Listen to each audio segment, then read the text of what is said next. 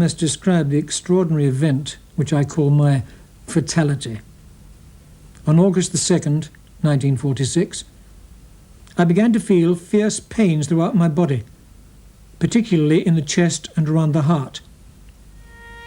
After trying for half an hour to find a doctor, a friend sent Dr. Lloyd Jones, our present house doctor, who then saved my life. He gave me an injection to reduce the pains. This immediately helped. But 10 minutes later, I lost consciousness, and my heartbeat and pulse stopped.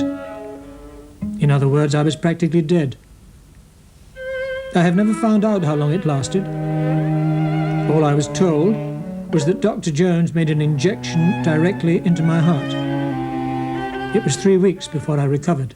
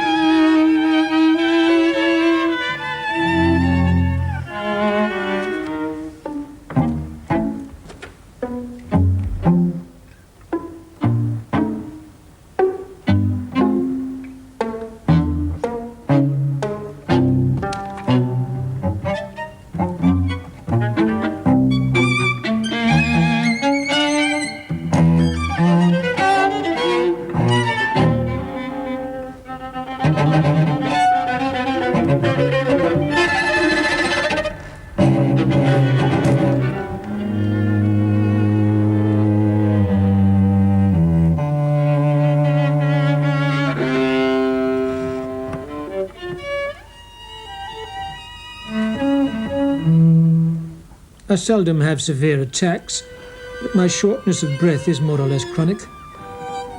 I only feel free of it for 4 or 5 hours a day, and almost every night I wake up short of breath. For some months now I have not dared to sleep in my bed but in a chair.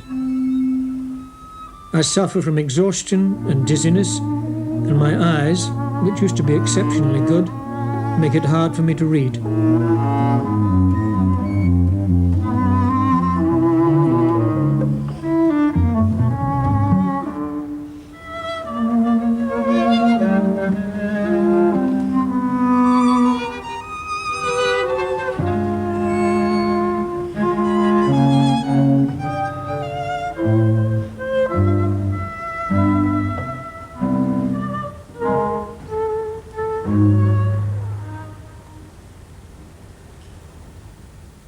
I do not attach so much importance to being a musical bogeyman as to being a natural continuer of properly understood good old tradition. What I do believe in, however, is the new. I believe it to be the good and the beautiful, toward which all the endeavours of our inmost being are directed as involuntarily and irresistibly as they are toward the future. Somewhere in our future there must be a splendid fulfilment, as yet hidden from us, for that is the constant hope behind all our endeavours. Perhaps this future is a higher evolutionary stage for our species, one where our longing, which today denies us peace, will find satisfaction. Perhaps it is simply death, but perhaps it is also the certainty of a higher life after death.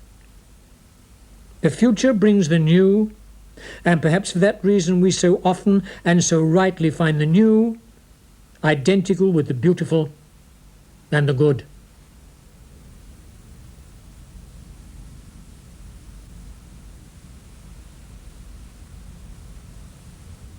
Arnold Schoenberg died at 11:45 p.m. on the 13th of July 1951. His last word was harmony.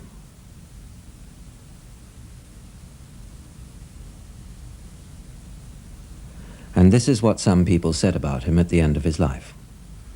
I believe that there's little probability that the 12-note scale will ever produce anything more than morbid or entirely cerebral growths. It might deal successfully with neuroses of various kinds, but I can't imagine it associated with any healthy and happy concept, such as young love or the coming of spring.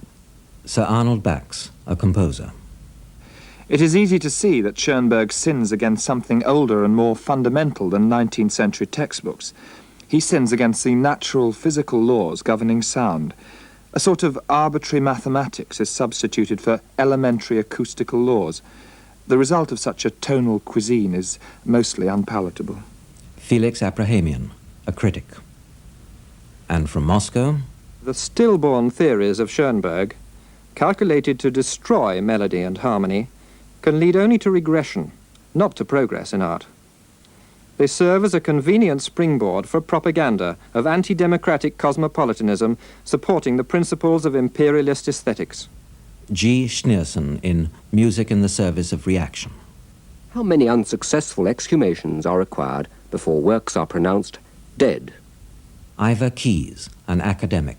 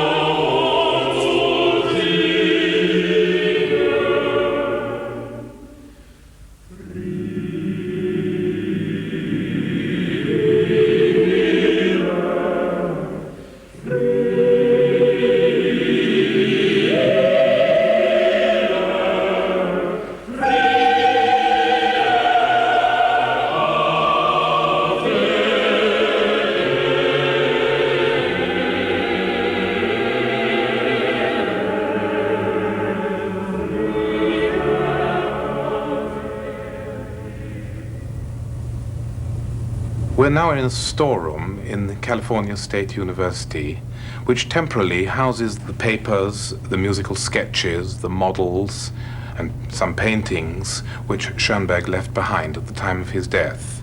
In these boxes are 12-tone rows, little musical ideas of various kinds which came together to make the 50-odd pieces which remain of his principal musical composition.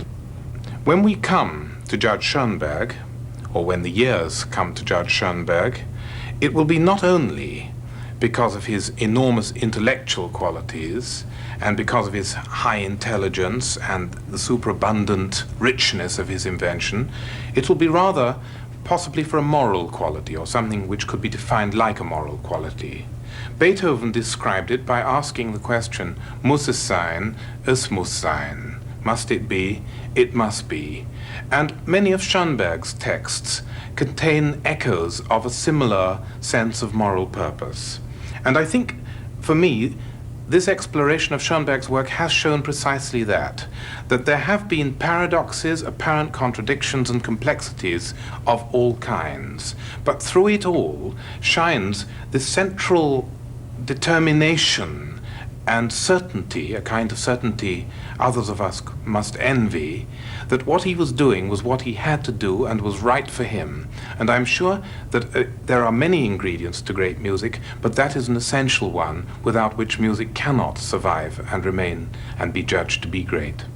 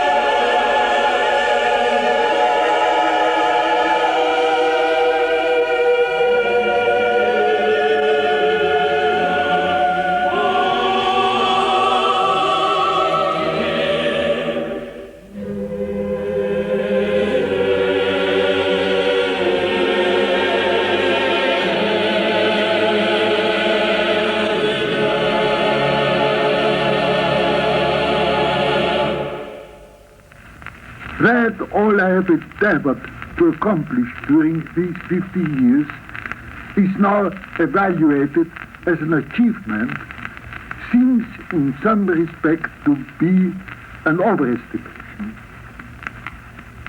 Personally, I have a feeling as if I had fallen into an ocean of boiling water and not knowing how to swim or to get out in another manner, I had tried with my legs and arms as best as I could. I do not know what saved me, why I was not drowned or cooked alive. I have perhaps only one merit: I never gave up. But how could I give up in the middle of an ocean? There was nobody to help me, nor were there many who would not have liked to see me succumb.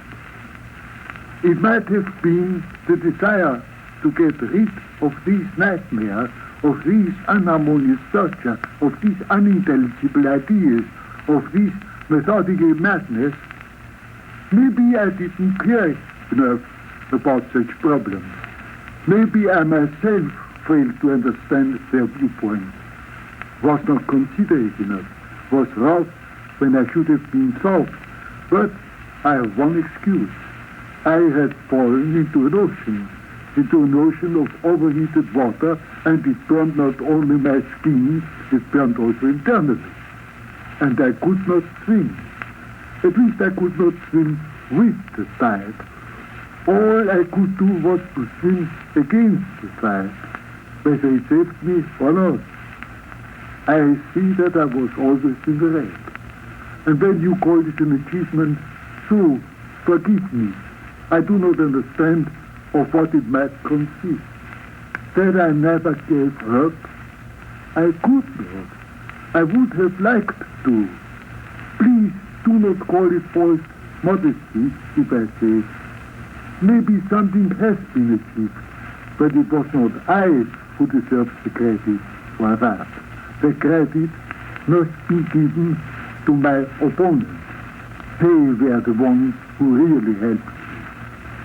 Thank you.